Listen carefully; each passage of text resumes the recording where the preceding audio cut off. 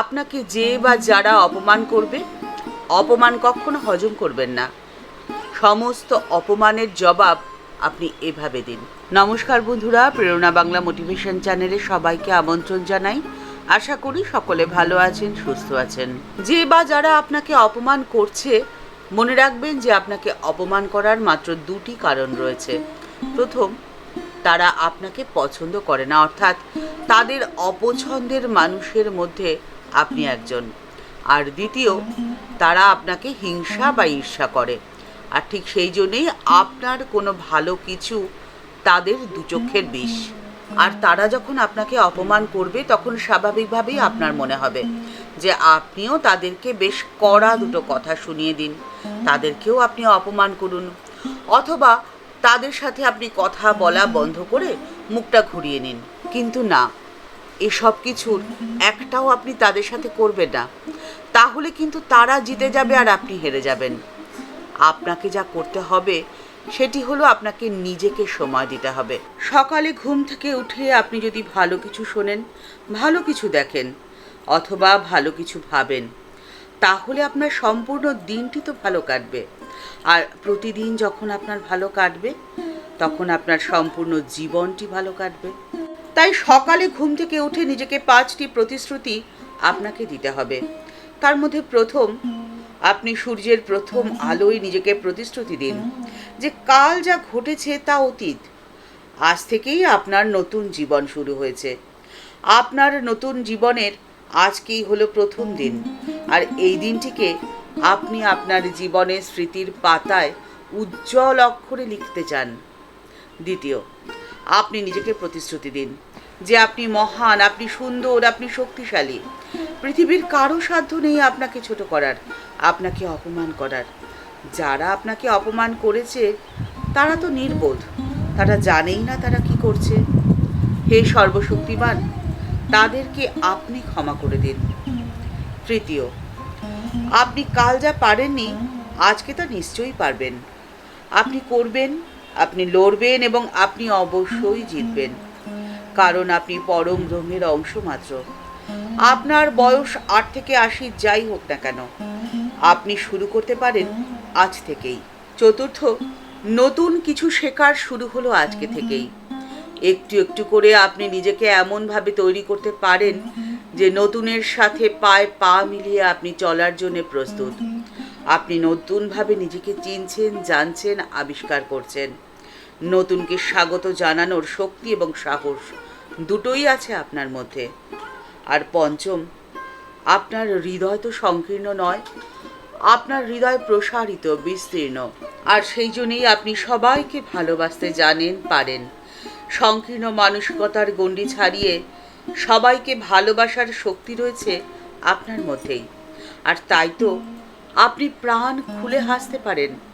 আপনি হাসতে পারেন আপনাকে অবহেলার মুহূর্তে, আপনি হাসতে পারেন আপনার অপমানের মুহূর্তে।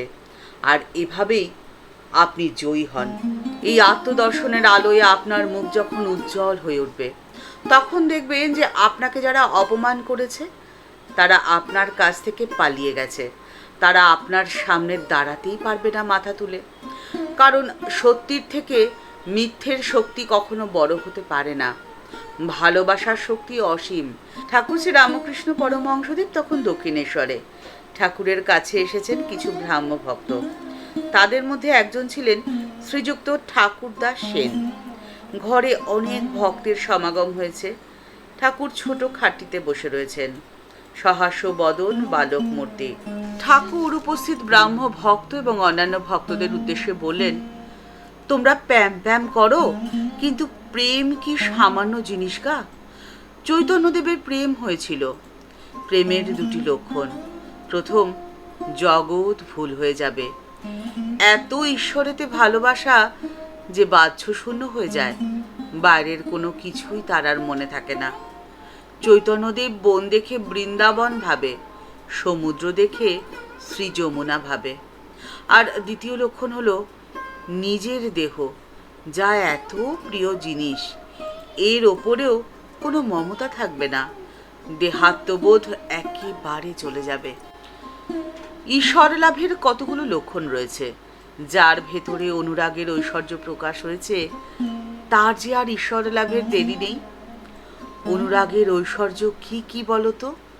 বিবেক, বৈরাগ্য, জীবে দয়া, সাধু সেবা, সাধু সঙ্গ, ঈশ্বরের নামগুণ কীর্তন আর সত্য কথা, এই সবই হলো অনুরাগের লক্ষণ। এই সব লক্ষণ দেখলে ঠিক বলতে পারা যায় যে ঈশ্বর দর্শনের আর দেরি নেই। বাবু কোন খানসামার বাড়ি যাবেন একবার যদি ঠিক হয়ে যায়, তাহলে খানসামার বাড়ির অবস্থা দেখে ঠিক বুঝতে পারা যায়।